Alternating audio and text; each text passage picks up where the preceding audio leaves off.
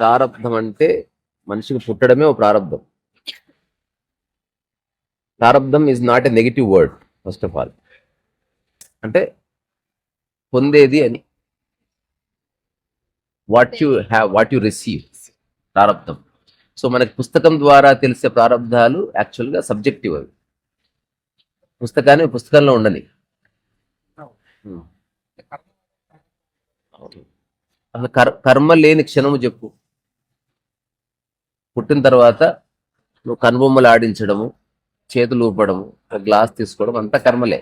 అందుకని మనిషి జీవితమే కంప్లీట్గా కర్మతో కూడింది. కర్మజీవి, కర్మయోగి.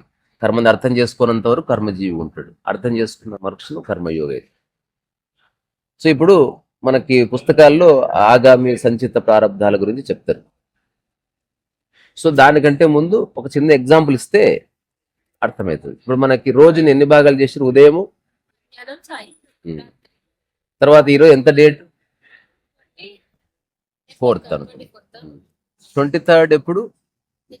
24th ఎప్పుడైంది? ఎగ్జాక్ట్లీ ఎప్పుడైంది? నిజంగా అయిందా అని మనకు చెప్పిర్రు. అంటే సమయము విభజన లేనిది, అది అఖండం. మనం మన అవసరాల కోసం 12 అవ్వగానే 24 వచ్చిందని మనం అనుకుంటున్నాం. దానికి 24 రాలే, 23 కూడా పోలే. మన అవసరాల కోసం విభజించుకున్నాం. అట్లా సబ్జెక్టుగా చెప్పడం కోసం నిజానికి ఉదయం, మధ్యాహ్నం, సాయంత్రం ఉందా? లేదు. మనం ఈజీ టు కమ్యూనికేట్. ఎప్పుడు వస్తామంటే సాయంత్రం వస్తా అని చెప్పడానికి ఒక రోజును ఒక 3 భాగాలు చేసుకున్నాం. ఋతువులను 6 భాగాలు చేసుకున్నాం. మన ఇంటిని 3 భాగాలు చేసుకున్నాం. నేను అది సమ్మర్ వియర్ అన్ని బట్టలే. మన అవసరం కోసం మనం భాషను చేసుకున్నాం. ఇది ఓకే. ఇది భాషాపరంగా పండితుడు చర్చిస్తాడు. ప్రాక్టికల్గా నన్ను నేనే సబ్జెక్ట్లో పెట్టుకొని మాట్లాడుకునేప్పుడు నాకు ప్రారంధం ఉందా అంటే శారీరక ప్రారంధం ఒక్కటే ఉంది నాకు. ఇంకా వేరే ఏ ప్రారంధాలు నాకు లేవు. శారీరక ప్రారంధం అనేది అనివార్యం. You cannot escape. Ramakrishna Paramahamsa ఒక వ్యాధితో పోయారు, వివేకానంద స్థూలకాయంతో పోయారు, ఆ తర్వాత రమణ మహర్షి సర్కోమాతో పోయారు, ఓషో సమ్ అదర్ ప్రాబ్లంతో పోయారు. లాస్ట్ మూమెంట్లో అతను చెప్పాడు, బాత్రూమ్కి వెళ్ళి వచ్చినప్పుడు ఇట్లా గోడలు పట్టుకొని నడుస్తున్నాడు ఓషో. అతి కష్టం మీద వచ్చి కూర్చున్నాడు బెడ్ మీద. And he said this body became a hell and I want to get out from this body. ఇప్పుడు దాన్ని 2 రకాలుగా అర్థం చేసుకోవచ్చు. స్పిరిచువల్ స్టేట్మెంట్, ఈ బాడీ, ఈ శరీరము నరకప్రాయం అయిపోయింది, నేను దాని నుంచి బయటికి వెళ్ళిపోతాను అని చెప్పడం వల్ల ప్రారంభం అంటుకోవాలి. అతను నా ఫోన్ చెడిపోయింది, నేను కొత్త ఫోన్ మారుస్తా అన్నట్టు చెప్పాడు దాన్ని. సో ప్రారంధం ఉన్నవాడు ఏం చెప్తాడు? నాకు ఇట్లా అయింది అంటాడు. ప్రారంధం లేనివాడు ఏమంటాడు? నా శరీరానికి ఇట్లా అయింది అంటాడు. అంతే తేడా. ఇది అర్థం చేసుకొని చెప్పినా, అట్లీస్ట్ అలవాటుకు చెప్పిన ఉపయోగం. ఎప్పుడైనా హెడేక్ వస్తే నాకు హెడేక్ వచ్చింది అనకండి. నా తలకి హెడేక్ వచ్చింది, నేను చూస్తున్నాను, దీనికైనా ట్యాబ్లెట్ వేద్దామా అంటే నువ్వు ఫ్రీగా ఉండు. ఇంట్లో ఏదైనా ప్రాబ్లం వచ్చింది, నా జీవితంలో ప్రాబ్లం వచ్చింది అనకు, నేను బాగానే ఉన్నా, మా ఇంట్లో కొన్ని ప్రాబ్లమ్స్ వచ్చాయని చెప్పి. బాగున్న నేను ఈ ప్రాబ్లమ్స్ని చూస్తున్నాను, అర్థం చేసుకుంటున్నాను, సాల్వ్ చేయడానికి నా వంతు ప్రయత్నం చేస్తున్నాను. బట్ ఇది అయినా కాకపోయినా నేను బాగుంటాను. It has no impact on. ఒకవేళ ఈ స్థితిలో ఉంటే ఆ వ్యక్తికి ఓన్లీ శారీరక ప్రారంభం కొంతవరకు ఉంటుంది, ఇక ఏ ప్రారంధాలు అంటుకోవు. సో నిజమైన ప్రారంభం శారీరక ప్రారంభం కాదు. సో మనసులో ఉన్నటువంటి రకరకాల మిస్అండర్స్టాండింగ్స్ వల్ల వచ్చే ప్రారంభం అనంతం. అదే ఒక్కటే మనిషిది. ఇది పూర్తి నా వ్యాఖ్య. దీనికి ఒక చిన్న ఎగ్జాంపుల్ ఇస్తే ప్రతి ఒక్కరు చెక్ చేసుకోవచ్చు. ఇప్పుడు నాకు జ్వరం వచ్చింది, ఇదేంది? ప్రకృతి వల్ల నాకు వచ్చింది, నీకు వచ్చింది. వైరల్ ఫీవర్ నీకు వచ్చింది, ఇదేంది? ప్రకృతి. ఇందులో మన తప్పేం లేదుగా, అంటే సహజంగానే వచ్చింది. ఇది ప్రారంభం అందరికీ ఉంటుంది. నిజమైన ప్రారంభం ఎప్పుడు స్టార్ట్ అవుతుందంటే, నాకే ఎందుకు ఇట్లయిందని బాధపడడం స్టార్ట్ చేసి, అది యాక్చువల్గా రియల్ ప్రారంభ ఆఫ్ యూ. అది నీ అజ్ఞానం వల్ల వస్తుంది. ప్రతి శనివారం నాకు ఎట్లనే అవుతుంది, ఇంకొక యాడ్ చేసి ప్రారంభం డబల్ అయింది. ఇప్పుడు మా ఫ్రెండ్ ఈ మొహం చూస్తే నాకు ఇట్లా అవుతుంది, ఇంకొకటి యాడ్ చేసిన. నేను గత జన్మలు ఏ పాపం చేస్తున్నాను నాకు ఇట్లా అయింది, మళ్ళీ యాడ్ చేసిన. అసలు నా లైఫే ఇంత, నేను ఒక దరిద్రం పుట్టక నాది. ఇంకొకటి యాడ్ చేసినావు, నువ్వు యాడ్ చేసుకుంటా పోతున్నావు. బాడీ రోగం అంతే ఉంది కానీ ఇప్పుడు మానసిక రోగం ఇంత కూర్చో. ఏదో రోజు బాడీ రోగం పోయింది కానీ మానసిక రోగం అట్లా ఉంది. నీ గురించి నువ్వు ఏర్పరచుకున్న ధారణలు ఎప్పటికి పోవు. ఈ ప్రారంధమే very danger, not the physical ప్రారంధం.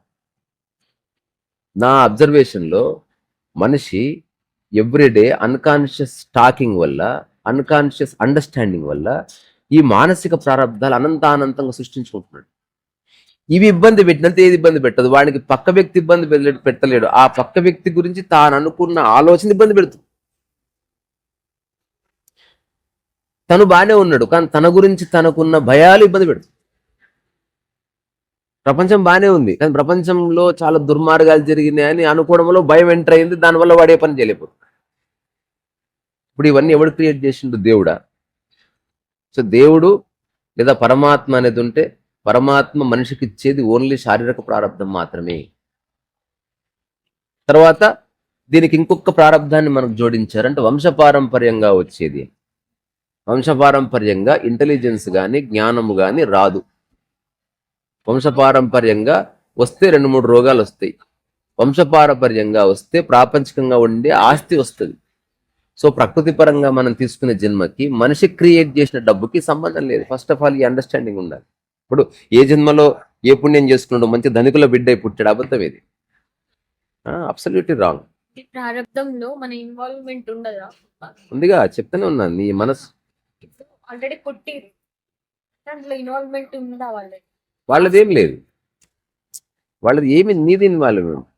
పుట్టిన తర్వాత 2 సంవత్సరాల వరకు నీ ఇంట్లో ఏం జరుగుతుందో తెలుసుకునే మానసిక శక్తి లేనప్పుడు, పుట్టక ముందే నేను ఇట్లా పుడతాను అనుకోవడం ఎట్లుంటుంది? అసలు అనుకోవడం అంతా మనసు కథ కదా. ఇప్పుడు మన చాలా పుస్తకాల్లో బ్రహ్మాండమైన పిట్ట చెవుల పూలు పెట్టారు యోగులు. అదేంది? నేను ఏ ఇంట్లో ఏ గర్భంలో జన్మించుకోవాలని నిర్ణయించుకున్నాను, బొంగేం కాదు అదంతా. అంటే మనిషి ఎంత పవర్ఫుల్ అని చెప్పడానికి ఒక చిన్న ఎగ్జాంపుల్స్ అయ్యిండొచ్చు. అనుకోవడం అంతా మనసు కథ. మనసు లేకుండా అనుకోవడమే లేనప్పుడు అసలు ఆత్మకి మనసుకు సంబంధం లేదు. సో ఆత్మ చిరంజీవి లేదా ఆత్మ బాలకృష్ణ ఏదైనా అయ్యిండొచ్చు, నాకు తెలియదు. బట్ దానికి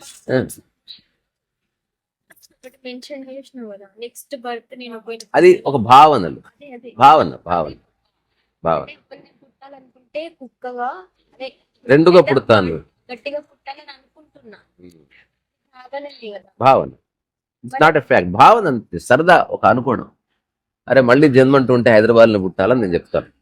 I don't want to born in Palestine or Israel. మారదు. ఎందుకు మారుతుంది? ఒకటి గుర్తుపెట్టుకో, నేను నెక్స్ట్ మిరపకాయ తీయగుండాలని ఎంత భావన చేసినా మిరపకాయ కారంగానే ఉంటుంది, అవ్వదు. నేను చెప్పేది నీ చేతుల్లో ఉన్న మిరపకాయ గురించి చెప్తున్నా. వేరే వాళ్ళు చేసి మిరపకాయతో నీకేం సంబంధం? తీయని చింతపండు వచ్చింది, స్వీట్ టామరిండ్ అని అమ్మక దొబ్బుతున్నారు. సో నీ చేతిలో ఉన్న మిరపకాయ నీ లైఫ్. నువ్వు ఎంత భావన చేసినా ఇచ్చే ఉంటుంది. ఉదాహరణకి నువ్వు భావన చేసినావు ఒక రాయి శిల, ఒక విగ్రహం కావాలి, నువ్వు ఎంత భావన చేసినా రాయి రాయిగానే ఉంటుంది. ఈ ప్రకృతిలో టక్కున మారేది ఏదన్నా ఉందంటే మనసు ఒక్కటే, ఇంక ఏది టక్కున మారతలేదు. నేను టక్కున పెరగలే. ఏది మన సుడిగాడు సినిమాలో హీరో సైకిల్ దొక్కే లోపు నేను తొందరగా పెద్దగా అయిపోవాలి అమ్మ అంటే, నేను చాలా సినిమాల్లో చూసినారా, సైకిల్ దొక్కింది వెంబడి హీరోలు పెద్దగా అంటే వాడు హీరో సైకిల్ దొక్కుతాడు, తొక్కేలోపు పెద్దగా అవుతాడు. సినిమాల సినిమాలో ఒక పాట అయిపోయేలోపు ఒక కామన్ మ్యాన్ బిలియనీర్ అయిపోతాడు. ఇక్కడ పాట అయిపోయేలోపు ఇక్కడి నుంచి అక్కడ పోతాం మనం, అంతే, ఏం కాదు. ఇంకోటి ఉన్న పైసలు వీగుతాయి. సో రియల్ లైఫ్ అనేది ఎగ్జిస్టెన్షియల్గా స్లోగా జరుగుతుంది ప్రాసెస్. అసలు క్విక్గా కదులుతుంది దీని మధ్యన ఓన్లీ థాట్ ప్రాసెస్. గమనించండి, అసలు బాడీ మనందరం స్లోగానే పెరిగింది కానీ ఆలోచనలు ఒకరి గురించి ఎంత క్విక్గా మారుతున్నాయి చూడ అసలు. అందుకని మనసుతో వచ్చిన ప్రారంధము మాత్రమే మనిషిని ఇబ్బంది పెడుతుంది. శారీరక ప్రారంధాన్ని మనం నెగిటివ్గా తీసుకోకూడదు. ఏదో రోజు నీ శరీరానికి క్యాన్సర్ వచ్చింది అనుకుందాం, వస్తే నువ్వు డాక్టర్ గారికి అప్పచెప్పు, నీవు ప్రసన్నంగా ఉండు. నా శరీరానికి ఏదో అవుతుంది, కాలు పనిచేస్తలేదండి. సద్గురు చెప్పాడు ఎంత బ్యూటిఫుల్గా. తనకు బ్రెయిన్ ఇష్యూ వచ్చినప్పుడు I was on a stage talking about something and suddenly I have observed my left leg started moving in a funny way అని చెప్పాడు. అంటే ఎగ్జాంపుల్ నా చెయ్యిని ఇట్లా అందాం అనుకున్నా, అది అట్లా రాలేదు, అది ఇట్లనే వచ్చింది. అది అంటే ఇట్లా తిప్పినా కానీ తిరగలేదు అది. మళ్ళీ తర్వాత చెక్ చేసి నేను గ్లాసులు గట్టిగా పట్టుకుందాం అనుకున్నా, బట్ నా గ్లాస్ పట్టుకోలేదు, వచ్చింది. సో దీన్ని నాకేదో అయిపోయింది అనకుండా నా చెయ్యి కొంచెం ఫన్నీగా బిహేవ్ చేయడం చూశాను ఆ రోజు. చూడు, దిస్ ఈజ్ ప్రారంభం నుంచి బయటకు వచ్చే మాట. నా చెయ్యి నేను పట్టుకోలేకపోయినా బాధ అంటుకుంది. సింపుల్ వే ఇది. అందుకే కృష్ణమూర్తి నిన్న నీకు టాక్ చూపించిన, the speaker doesn't expect anything from you అన్నాడు. నేను మీ నుంచి ఏం ఆశిస్తలే అంటలేడు ఆయన. ద స్పీకర్ నేనని వాళ్ళే. సో నీ మనసు ఏం చేస్తుందంటే కొన్ని ఆలోచనలు చేసి అవి నిజమని నమ్మించి సమస్తం నుంచి వాడిని సపరేట్ తోసేసి వాడిని జీవితాన్ని గందరగోళపరుస్తుంది. అందుకే మేలుకున్నవాడు మనసుని ఉపయోగించుకుంటాడు అంతే. వాడు ప్రపంచంలో ఎవడు ఉపయోగించుకున్నంత గొప్పగా ఉపయోగించుకుంటాడు. ఎక్కడ మనసు అవసరం లేదో దాన్ని పక్కకు జరిపేస్తాడు. మిగతా వాడు ఎవడితే అజ్ఞానం ఉన్నాడో వాడు మనస్సుని ఉపయోగించుకోకుండా మనస్సులో పడతాడు.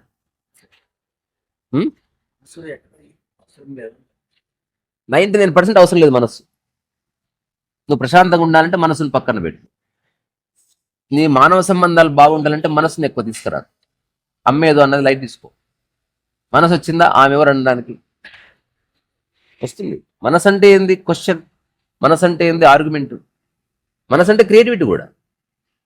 నేను దాన్ని నో చెప్పట్లే, ఎక్కడ అవసరం అక్కడ. దానికి నేను ఇచ్చిన ఎగ్జాంపుల్ ఏంది, కత్తిని కిచెన్లో వాడుకో, రోడ్డు మీద తీసుకురా. ఇప్పుడు కత్తి అమ్ముతున్నారు సార్, డిమార్ట్ రోడ్ మీదనే ఉంది, కానీ డిమార్ట్ లోపల ఉంది. నువ్వు డిమార్ట్ బయటకు వచ్చి కత్తి తిప్పి ఒకసారి ఊరికి ఇట్లా జస్ట్ అని చూడు. సో ఆ కత్తి ప్లేస్లో నీ మాట పెట్టి చూడు. సో ఇంట్లో అనాల్సింది ఇంట్లో అను, గుసగుసలాడాల్సింది గుసగుసలాడు, చెప్పకూడదు చెప్పకు, చెప్పాల్సింది అందరికీ చెప్పు, కొన్ని నీలోనే దాచు, కొన్ని ఎప్పుడు ఎవరికి చెప్పకు. సో జీవితం అంటే రహస్యం, ఇట్లా రహస్యమేమైంది. ఇప్పుడు ప్రారంధం గురించి మీకు అర్థమైందని నేను అనుకుంటున్నా.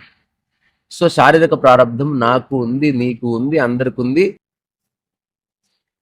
జీవితంలో యోగా చేస్తే అనారోగ్యం రాదని చెప్పిన యోగా గురువులందరికీ అనారోగ్యం వచ్చింది. At least I can give 10 names world wide. దాని అర్థం అనారోగ్యం రాదని కాదు, దాన్ని అంగీకరించే మానసిక అవస్థ ఉంటే వాడికి అనారోగ్యం లేనట్టే. నా బాడీకి కొంచెం ప్రాబ్లం వచ్చింది, ఐఎమ్ ఫైన్, ఇలా నువ్వు చెప్పగలిగితే అద్భుతం. నేను చెప్తాను కాబట్టి చెప్తున్నాను. నేను ఇప్పుడు చేతన కలిసిన మైత్రిని కలిసిన ఈ సంవత్సరాల్లో నేను ఎప్పుడు జ్వరం వచ్చి పడుకోలేదు. నేను ఎప్పుడు నా యొక్క వీక్నెస్ అంటే నాకు తల తిరుగుతుంది, కళ్ళు ఆగుతుంది, నాకెందుకు, నేను ఎప్పుడు అన్నట్ల. ఎందుకంటే నేను నా బాడీని సపరేట్గా చూస్తున్నాను. ఇప్పుడు ఇంతకుముందు యోగి ఏదో చెప్పిన రహస్యం నేను కూడా చెప్తా. Don't crack it. Most of the times I'm out of my body. ఇది ఎట్లా ప్రూవ్ చేయలేదు, but it's a fact. Out of your body అంటే నువ్వు ఎక్కడికో బయటికి పోతావని కాదు, complete detachment with the body. Krishnamurthy ఒక విషయం చెప్తాడు, ఎప్పుడన్నా ఈ ప్రయోగం చేయండి. నేను చేశాను కాబట్టి చెప్తున్నా. కొన్ని ప్రయోగాలు ఖచ్చితంగా మరణించేలోపు, అంటే బాడీ మరణించేలోపు చేయాలి. అదేంటో తెలుసా? ఇప్పుడు ఇక్కడ కూర్చొని డైరెక్షన్ లెస్గా వింటున్నప్పుడు మనం ఒకటి వింటాం, ఎవ్రీథింగ్ విను, జస్ట్ నువ్వు వినడముగా నీవు ఉండు, నేను వింటున్నా అనుకోకుండా అట్లా ఉండండి. That's all. ఇది ఇంత ప్రయోజనం. ఎప్పుడన్నా అట్లా ట్రై చేస్తూ ఉండండి. ఎప్పుడన్నా రోజులో 10 నిమిషాలు you are listening to the whole existence. ఒక్కసారి నీ జీవితంలో గొప్ప పరివర్తన. 1,00,000 పుస్తకాలు చదివినారా అని అవగాహన కలుగు. ఇది ఎట్లాంటిదంటే ఒక ఫ్లవరు నదిలో పడి కొట్టుకపోతే, ఆ కొట్టుకపోయే ఫ్లవర్ ఉండు, దట్ ఈస్ యూ. అంటే నువ్వు ఒక సపరేట్ ఎంటిటీ కాదు బై. ఒక పెద్ద నది కొట్టుకపోతుంది, అందులో కొట్టుకుపోతున్నాం మనం అందరం. నువ్వు మధ్య మంది ఇట్లా తిరిగి నా లైఫ్ నేను నిర్మించుకుంటుంది అనుకుంటున్నావు, కానీ ఓవరాల్ చూస్తే నువ్వు కొట్టుకపోతుంది. నేను చెప్పిన పెయిన్ల జోక్ తెలుసారా నీకు తెలుసారా వాళ్ళు? పెయిన్ల జోక్. 2 పెయిన్లు నెత్తి మీద మాట్లాడుకుంటుంది నేను. హాయ్ బ్రో అంటే hello bro, what are your plans bro అంటే ఫస్ట్ పెయిన్ చెప్పిందంట I'm thinking to go to America but I want to get set. Idea మనిషికి ఒక ఆలోచన, పెయిన్కి ఎందుకు ఉండదు? I want to get settle there man, I'm bored. Second అందంట just you want go to America, I want go to అంగారగ్రహం. ఇలా 2 మాట్లాడుతుంటే వీడు బాత్రూమ్కి పోతున్నాడు. వీడు ఎక్కడ పోతున్నాడో అవి అక్కడికి పోవాలి లాస్ట్కు. ఆ 2 ఎంత అనుకున్నా అవి అక్కడికి పోయినట్టు కనిపిస్తున్నది, అవి ఎక్కడికి పోతలేదు. నువ్వు అమెరికా పో, ఆస్ట్రేలియా పో, యాక్చువల్ నువ్వు శ్మశాన వాటిక వైపే పోతుంది, అది మర్చిపో. నువ్వు ఫేస్కి ఎంతనన్నా ఫేస్ ప్యాక్ వేసుకో, నువ్వు 2 రోజుల తర్వాత 2 రోజుల ముసలిగా అయిపోయినావు.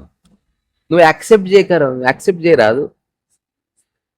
ఇప్పుడు మా ఒకనొక సిస్టర్ చెప్పిన మాట ఘోరంగా నవ్వొచ్చింది. ఈ మధ్య దీని ఫోటోలు రా చూపించి ఇలా అన్నది ఏమైందంటే చెప్తుంది, ఒకప్పుడు ఏ మేకప్ లేదు ఏం ఎట్లా దిగినా భలే ఉంటుండే, ఈ మధ్య గంటన్నర మేకప్ వేసిన గలీజ్ వస్తున్నాయి ఇప్పుడు అని చెప్పింది ఆమె. నేన్న మేకప్ లేకుండా అప్పుడు ఎలా ఉన్నావు ఇప్పుడు అలాగే ఉన్నావు, కానీ అప్పుడు ఫేస్ నువ్వు యాక్సెప్ట్ చేసినావు, ఇప్పుడు ఫేస్ అంగీకరిస్తలేవు నువ్వు. అందుకని దాన్ని కవర్ చేసుకోవడానికి ఇంత పెండ రాస్తున్నావు నువ్వు.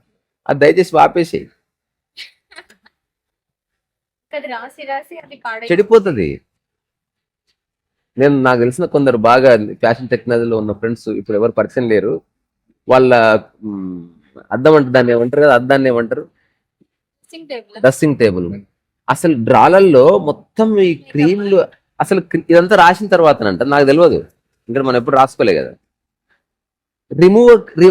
రిమూవ్ చేసుకోవడం కూడా పెద్ద ప్రాసెస్ అంట.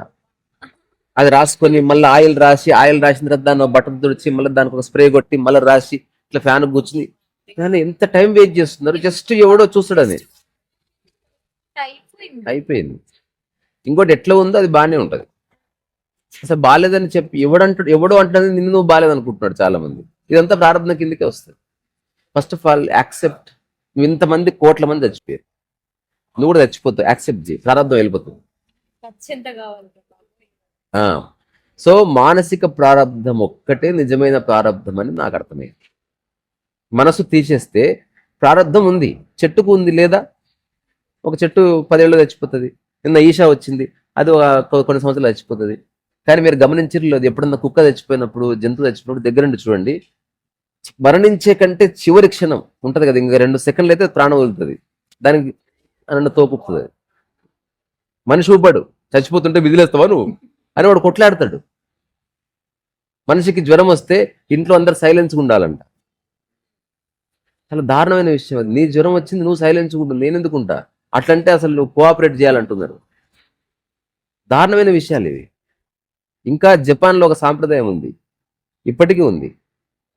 ఎవరికన్నా ఇంట్లో జ్వరం వస్తే ఒక రూమ్ ఉంటుంది, ఆ రూమ్లో వాడిని పెడతారు. ఆ రూమ్లో గోడల మీద రాసి ఉంటుంది, త్వరగా ఈ జ్వరాన్ని వదిలించుకొని బయటికి రా అని ఉంటుంది. అంటే సానుభూతి కోరుకో. నాకు జ్వరం వచ్చిందని తెలుసు, అర్థం చేసేయాలని తెలియదా, నాకు ఇంత ఛాయ్ పెట్టిస్తే ఏమవుతుందని ఇట్లా మాట్లాడతారు. జ్వరం వచ్చిందా ఛాయ్ పెట్టుకోపోయి దోక్కుంటా పోయి కిచెన్ కింద కూర్చొని అక్కడి ఇంత వండుకొని తిను. అట్లా మెల్లగా యాక్టివేట్ అవుతుంది బాడీ. డిపెండెన్సీ అనే వల్ల చాలా ప్రారంధాలు వస్తాయి, అవగాహన లేకపోవడం వల్ల ప్రారంభం వస్తుంది. అన్నిటికంటే మించి నాకే ఎందుకు ఇట్లా అవుతుంది అని అనుకోవడమే ప్రారంభం బిగిన్. ఇట్స్ న్యూ ప్రారంధ. ఎటువంటిదంటే బ్యాంక్లో నీ డబ్బులు వేస్తావు చూసినావా, అట్లా ఇప్పుడు నీ లైఫ్లో ప్రారంధాన్ని స్టార్ట్ చేసినావు. చిన్నపిల్లవాడు ఇప్పుడు అంటాడా, ఉదాహరణకు చిన్నపిల్లవాడి చేతిలో గ్లాస్ కింద పడ్డాడు, వాళ్ళమ్మ గుమ్మ గుద్దింది. ఇప్పుడు వాడు వాళ్ళ ఫ్రెండ్స్ దగ్గరికి వెళ్ళి మా అమ్మ కొట్టిందిరా అందరి ముందు అట్టుకోలేకపోతుంది, నా ఇజ్జత్ పోయింది, ప్రారంధం స్టార్ట్ అయ్యాయి. చిన్నపిల్లవాడు మర్చిపోయినాడు. నువ్వు మర్చిపోగలవా? ప్రారంధం లేదు. యాక్సెప్ట్ చేయవును, గ్లాస్ కింద పడ్డది, అయితే ఇంకోటి ఏమన్నా ఏమీ కాదు అసలు. అనవసరంగా ఈ మైండ్ అనేది నేను స్పెషల్ అని ఒక భావన క్రియేట్ చేస్తుంది.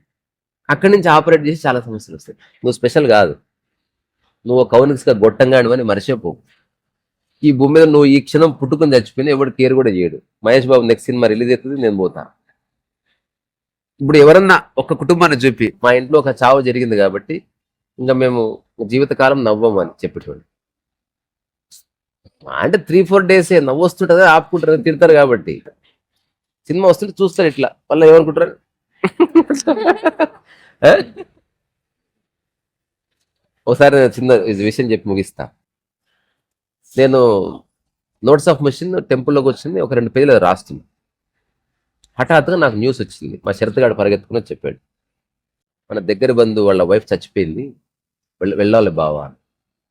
నేను అనుకున్నా, నేను ఏదో ప్రశాంతంగా రాసుకుందాం అనుకుంటే ఇప్పుడు ఇది వచ్చాయి, కానీ వెళ్ళాలి. మరి ఎట్లా రా అంటే, బైక్ ఉంది బావా, నువ్వు నడుపు నేను నడుపుతా, పోదాం తీ. ఎన్ని కిలోమీటర్లు? 120 కిలోమీటర్స్. సరే, నేను రాసుకున్న పుస్తకము, నేను అక్కడ పోయింది చావుకు కాదు, నేను ఒకటే అనుకున్నా, అక్కడ నాకు కూర్చునే ప్లేస్ ఉంటుందా రాసుకోవడానికంటే. ఇటు చూశాడు ఎక్స్ప్రెషన్ అది, నువ్వు ఎత్తులాడుకో బావా ఆ ప్లేస్ అన్నది. అది పోయింది. ఊరంతా వచ్చి ఏడుస్తున్నారు రా టైసన్. నాకు అసలు ఏడుపు వస్తలేదు, నాకు అసలు దాంతో అటాచ్మెంట్ లేదు. నేను నాకేమో ఒక బుక్ రాద్దామని ఉంది, నాకు రాదు. నాకు ఏడుపు రకరకాలుగా వస్తుంది కానీ అట్ట రాదు. నాకు ఏదైనా పని చేద్దాం అనిపిస్తుంది, ఎవడన్నా మంచి కట్టెలు తెచ్చి కాల పెడదాం, హెల్ప్ చేయాలనిపిస్తుంది. అంటూ నెగిటివ్ చెప్తలేను. నువ్వు ఒక మంచి పూలదండ తెచ్చేద్దాం, బతుకున్నప్పుడు ఎట్లా వేసుకోలే, మంచి దండ తెచ్చేద్దాము అంటే, నాకు అక్కడ ఉన్న వాళ్ళందరికీ కొంచెం భోజనం, అట్లా నాకు ఆలోచన వస్తే నేను ఒక 2-3 సార్లు అవకాశం ఇస్తే చేశాను. ఎందుకంటే ఎక్కువ చచ్చిపోవాలని నేను కోరుకోవట్లే. సో నేనేం చెప్తున్నానంటే, ఎక్కడ చూసినా జనాలు ఉన్నారు. ఒక రూమ్ కనిపించింది, ఒక్కసారి శరత్ ఆ రూమ్లో అంటే, నీకు దండం పెడతా బావా, నువ్వు ఏం చేసుకుంటావు చేసుకో, నాకు పని ఉండేది. ఆ రూమ్లోకి ఇట్లా తొంగి చూస్తే రూమ్ నిండా అడవిలో కొండ మీద కోతులు కూస్తున్నట్టు కూర్చొని ఏడుస్తున్నారు. అందులో ఆ చచ్చిపోయిన వాళ్ళ అత్త కూడా ఏడుస్తుంది. ఆమె హృదయ విదారకంగా ఏడుస్తుంది అసలు. అంటే నేను ఇది ఇక్కడైతే ఇంటైతే ఏడ్చి చూపిస్తుంటే, అంటే ఒళ్ళు మర్చిపోయి చీరను పట్టించుకోకుండా రకరకాలు ఏడుస్తుంది ఆమె ఏడుస్తుంటే అందరూ ఆమెను ఓదారుస్తున్నారు. అదొక క్రయింగ్ కాన్ఫరెన్స్ లాగా ఉంది. ఇప్పుడు అందులో ఒక మహాజ్ఞాని ఉంది. ఆ మహాజ్ఞాని చెప్తుందన్న, ఆత్మ చిరంజీవి అంటే లైఫ్ ఫిలాసఫీ చెప్తుంది అన్నట్టు. ఎక్కడో పుస్తకాలు చదివిందా. ఇప్పుడు ఆమె ఈ తిథి రోజు చచ్చిపోయింది, ఆమె పుణ్యలోకాలు వస్తాయి. నువ్వు ఏడవద్దు, మనం గుండె నిబ్బరం చేసుకోవాలి. అందరు చెప్పే పిచ్చకుంట్ల మాటలు చెప్తుంది ఆమె. అప్పుడు I did a wonderful thing. వాళ్ళు ఏడుస్తున్నారు, అసలు నువ్వు తట్టుకోలేవు, ఆ రేంజ్లో ఏడుస్తున్నారు. ఇట్లా చూస్తే ఒక గోడకు చిన్న మూలగా కనిపించింది గ్యాప్. నేను జస్ట్ వెళ్ళి నేను తీసుకుపోయిన బ్యాగ్ నెత్తి కింద పెట్టుకొని హాయిగా పడుకుని ఐ జస్ట్ స్లెప్ట్. 2 నిమిషాల్లో అందరి ఏడుపులు అయిపోయింది. ఆ తర్వాత ఒక్కొక్కరు లేచి వెళ్ళిపోయారు. ఖాళీ. నేనేం చెప్తున్నానంటే, జస్ట్ నువ్వు నీలా ఉండు. అందరు డబ్బు సంపాదించాలని నువ్వు సంపాదించాలని లేదు, ప్రపంచంలో అందరూ కొట్లాడుతున్నారని నువ్వు కొట్లాడాలని లేదు, అందరూ పెళ్లి చేసుకుని నువ్వు చేసుకోవాలని లేదు, అందరికి సొంత ఇల్లు ఉంది కాబట్టి నీకు ఉండాలని లేదు. నీకు ఎట్లా బాగుంటే అట్లా ఉండి సావు. నేనైతే అదే అనుకున్నాను. నేను దాదాపు మా క్లాస్మేట్స్ చేసినవి నేను చేయలేదు, మా కుటుంబ సభ్యులు చేసినవి నేను చేయలేదు. నేను ఏది కావాలనుకోలేదు. సొంత ఇల్లు వచ్చినా నేను దాని మీద నాకేం మమకారం లేదు. నేను ప్రపంచంలో నా సొంత ఇల్లు ఉంది అనుకుంటుంది తప్ప సొంత ఇల్లు ప్రపంచం అనుకోవట్లేదు. అరే ఈరోజు ఒకటి పోస్ట్ కార్డ్ చేయాలి, టాక్ 1 డే, దాని కింద day 1 ఇంతే పోస్టర్. దీన్ని ఎవరన్నా దాని అర్థం చెప్పండి చూసి. day 1 ఒకటి అంటే నేను ఇన్స్పిరేషన్ అవుతా. ఏదైనా చూసి ఒక రోజు మనం అనుకుంటాం మనం అట్లా అవ్వాలని. 1 డే మనం అట్లా అవుతాం కాదు కాదా? 1 డే అంటే ఒక రోజు అని గుర్తు చేసుకున్నట్టుంది. కాదు. 2 పదాలు 1 డే day 1 అయిపోయింది. దీని గురించి నేను పోస్ట్ కార్డ్ చేస్తే ఈరోజు నాకు మస్తు నచ్చింది. అసలు ఐఎమ్ సో చూడగానే అనిపించింది. ఇప్పుడు కనిపిస్తుంది అట్లా జీవిత సారాంశం ఉంది ఇందులో. ఆ రోజు ఏదో సంథింగ్ క్లైమాక్స్ అయితే 1 డే మళ్ళీ వాళ్ళకి స్టార్టింగ్ డే కూడా అయింది కావచ్చు, ఎండింగ్ డే స్టార్టింగ్ డే. ఇది మనిషి యొక్క జీవన విధానానికి సంబంధించిన సింపుల్ ఎక్స్ప్లెనేషన్ నేను చెప్తే మీరు ఎంబడే అంగీకరిస్తారు. అందులో పెద్ద లాజిక్ ఏమి. ఒక రోజు day 1 అంటే స్టార్ట్ అయింది. చాలా బాగుంది. అది కాదు, 1 డే day 1. ఇప్పుడు నేను 1 డే ముందు వన్ డే అంటే తెలుగులో ఏంది? ఒక రోజు. ఏదో ఒక రోజు. సో ఇప్పుడు దాని ముందు యోగా పెట్టండి. దాని ముందు యోగా పెట్టినాం అనుకో, నేను ఏదో రోజు యోగా చేస్తా, పుస్తకం రాస్తున్నా అంటే వాడు వన్ డేలో ఉన్నాడు. ఇప్పుడు రాస్తా అంటే ఏదో ఒక రోజు రాస్తాను. దేవన్ అంటే ఇప్పుడే స్టార్ట్ చేయాలి. 15 days తర్వాత సిచ్యువేషన్ వస్తుంది పోస్ట్. డే 1 అంటే ఈ రోజే స్టార్ట్. ఈ రోజు చేస్తున్నా ఒక రోజు అనేది ఇది అది ఈ రోజే. ఓకే. ఇప్పుడు నేను ప్రశాంతంగా ఉంటా సంవత్సరం తర్వాత. డే 1 ఈ రోజు నుంచే ఉండు. There is no tomorrow. యాక్చువల్గా దేర్ ఇస్ నో టుమారో, ఎందుకంటే there is no today also. Today also ఉన్నది ఎప్పుడు ఒక మూమెంటే. దిస్ మూమెంట్, ఈ ఒక్క క్షణంలో మనం అంతా ఎవరి దయాదాక్షిణ్యం మీద బతుకుతుందో తెలుసా? సూర్యుని దయాదాక్షిణ్యం మీద బతుకుతుంది. ఒక్కరోజు ఆయన స్విచ్ ఆఫ్ అయితే అందరు అవుట్. అట్లా. అందుకని ప్రారంధం అన్నది నాకు శారీరకంగా ఉంది. రెండోది, శారీరక ప్రారంభం ఎప్పుడు ఇంటెన్స్ అవుతుంది అంటే మనం శరీరంలో వేసే ఆహారం వల్ల శారీరక ప్రారంభం ప్రబలుతుంది. ఇంటెలిజెన్స్ వస్తే అందుకే సాత్విక ఆహారం తినమన్నారు. అంటే శారీరక ప్రారంభం ఎలాగూ ఉంది, దాన్ని నీ యొక్క ఇంటెలిజెన్స్తో తగ్గించుకో అని చెప్పారు. ఎలాగుంది కదా, ఇప్పుడు నువ్వు వెజిటబుల్స్ అవి కొంచెం తక్కువ తిన్నావు అనుకో, నొప్పులు గిప్పులు తగ్గిపోతాయి. తర్వాత గుర్తుపెట్టుకోండి, మీరు ముసలిగా అవుతున్న కొద్దీ సన్నగా అవ్వాలి. ఒకవేళ నేను నిజంగా ప్రారంభం నుంచి బయటపడాలి, ఊబకాయం వైపు వెళ్ళొద్దు. వీలైతే ఫుడ్ కంట్రోల్ చేస్తావా, I don't know what it is. ఇప్పుడు నేనైతే ఫిక్స్ అయినా, నేను ఇట్లున్నా రాబోయే రోజుల్లో నేను వెనక్కి వెళ్తా. నేను కొంచెం నున్నగయ్యి అప్పటికంటే పొట్టు వచ్చింది రీసా గారు మీకు, ఓహో ఐ విల్ గో బ్యాక్. ఇంకోటి జనాలు అంటారు అప్పటికంటే బక్కగా అయ్యారు అంటే, నువ్వు ఇంకా అవే చూస్తూ ఉండు లైఫ్ అంతా. ఎవడు బక్కగా అయ్యిండు, ఎవడు లావేండు. ఇప్పుడు నేను చొంపలు చుట్టబడ్డా, కళ్ళు గుంతలు పడ్డా, నువ్వు నన్ను చూడు, శరీరాన్ని ఎందుకు చూస్తున్నావు? శరీరం ఖచ్చితంగా ఏదోటి అవుతుంది. పెద్ద పెద్ద హీరోలే ఆ గోడలు పట్టుకుని నడిచిరు మన ముందల. మనం కూడా నడిస్తే హాయిగా నేనంటే అప్పుడు నువ్వు హుందాగా నడవాలి, నవ్వుకోవాలి, దాన్ని ఫీల్ అయ్యే అంశం కాదు. మా చచ్చిపోయిన అత్తకు చెప్తుంటే వాకింగ్ చేయొత్తా అంటే, అమ్మ నాకు చేత కాదంటుంది. నేను నువ్వు రోజు ఇంట్లోనే 20 సార్లు నడుస్తున్నావు కదా, ఆ 20 సార్లు ఇట్లా ఇట్లా పోయే బదులు 20 సార్లు ఇట్లా ఒకసారి పో, అదే వాకింగ్ అయితే. అంటే ఇంట్లో అయితే ఈడికి పోయి ఆడ కూర్చుంటా, ఆడికి పోయి ఈడ కూర్చుంటా, రోడ్డు మీద అవుతుందా చెప్పు అనేదాన్ని. అప్పుడు నేను చెప్పినా, నువ్వు ఇట్లా అంటావు నాకు తెలిసి, నాకు అక్కడ ఐడియా ఉంది, నేను కుర్చీ పట్టుకొని నేను నీ పక్కన వస్తా, నువ్వు ఎక్కడ కూర్చుంటే అక్కడ నీ ముడి కింద కుర్చీ చేస్తా అంటుంటే, వద్దురా జనాలు నవ్వుతారు అది చెప్పు. మళ్ళా అది దాచిపెట్టి నువ్వు పైన పనికిరాని కథలని చెప్తున్నావు. జనాలు నవ్వడం నీకు ఇష్టం లేదు. నేను చెప్తున్నా, ఏదో రోజు ఈ శరీరం రోగగ్రస్తమా అవదు. ఒకవేళ అయినా ఐ యాక్సెప్ట్ ఇట్. దానికోసం కోర్స్ కరెక్షన్ చేస్తాను, ఫుడ్ మారుస్తాను, అలవాట్లు మార్చుకుంటాను. ఇలాగ నాకు మానసిక రోగాలు లేవు, ఐ యాక్సెప్ట్ ఇట్. నాకు కాళ్ళు లేదు, దొగ్గుతా నేను రోడ్డు మీద. నేను ఇట్లా చిన్న వేసుకొని 4 చైర్లు పెట్టుకొని ఇట్లా పోయి నేను ఛాయ్ తాగుతాను. నేను లైఫ్లో ఎవడో చెప్పండి అసలు ముసలి గారి వాడు ఫీల్ అయ్యేది ఏమి లేదు. ఎప్పుడు ఇట్లుంటే ఎప్పుడు ఇట్లనే ఉండాలా. నేను ప్రిపేర్ అయి ఉన్నా. అంటే ముసలి అంటే వాళ్ళకి హర్టింగ్ అవుతుంది. చెప్పేది వాళ్ళ గురించి కాదు, నేనేం చేస్తున్నా చెప్తున్నా. హర్ట్ అయ్యేవాడు హర్ట్ అయితేనే ఉంటాడు. ఇప్పుడు ఒకసారి ఓషో దగ్గరికి ఎవరో వచ్చి, మా ఊర్లో ఒక పెద్ద మనిషి ఉన్నాడు, మీ మాటల వల్ల అతను చాలా డిస్టర్బ్ అయ్యాడు. అతనికి ఏం చెప్తారంటే, ఇంకా వింటూ ఉండండి, ఇంకా డిస్టర్బ్ అవుతాడు, నాకు అదే కావాలన్న. సో ఈ ఎదుటి వ్యక్తి గురించి అసలు మాట్లాడట్లే. అంటే నేనేం చెప్తున్నా, I have no impact of society. ఇప్పుడు నన్ను చూసి ఎవరన్నా నవ్వారు, ఇప్పుడు నేను ఇట్లా ఇంత క్రేజీగా ఎవడన్నా బట్టలు వేసుకుని తిరుగుతుడా, అడ్డపని చేసుకుని తిరుగుతున్నాను. ఎగ్జిబిషన్లో ఇట్లుంది, అసలు ఆశ్చర్యానికి ఆశ్చర్యం ఇది. మామూలు ఎవరికి నేను థాట్ వస్తుంది కొంచెం మంచి, నాకు అది పోయింది. అది అసలు నాకు అవకాశం ఉంటే బట్టలు లేకుండా ఉత్తబెత్తలు తిరుగుదామని ఉంది. లేదు, కరేబియన్ దీవికి పోదాం అంటే నా దగ్గర పైసలు లేదు, పాస్పోర్ట్ లేదు. ఒక చిన్న జోక్ ఉంది కానీ చెప్పకూడదు అట్లా, అందుకే తర్వాత చేయాలి. అంటే అందులో కొంచెం జ్యూస్ ఉంటుంది, కొంచెం బూత్ ఉంటుంది అని. బూత్ అంటేనే జ్యూస్ అని, అదొక్కటి చెప్పలేము. దాంట్లో డైరెక్ట్ జ్యూస్ ఉంది. నాకు ఒక ఆలోచన కూడా ఉంది, ఇట్లా జ్యూస్ జోక్స్ తోటి ఓ ఛానల్ పెట్టాలి. అసలు నవ్వుకుంటారు మంచిగా. చెప్పలేము, సరదాగా చూద్దాం ఎట్లా వెళ్తుందో.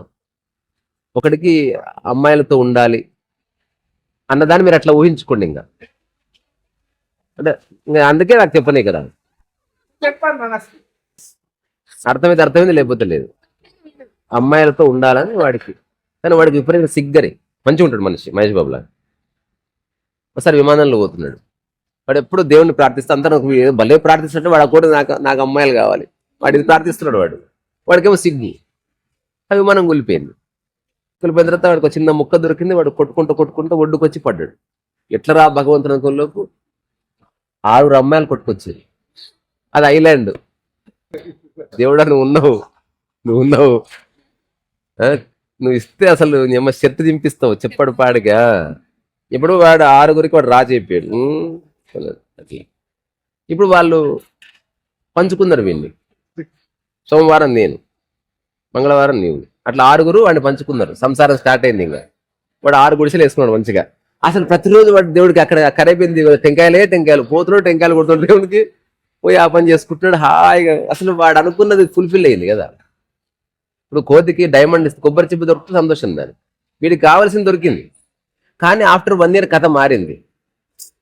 వాడికి ధమాకారం అవుతుంది. ఇప్పుడు 6గురితో వాళ్ళ మొహాలు చూసి సండే ఏమండి రండి, వాళ్ళకేమో వారానికి ఒక రోజు, వాళ్ళ ఉత్సాహం ఉంది. వీడు రోజు పోయి చేయాలి ఉద్యోగం అది.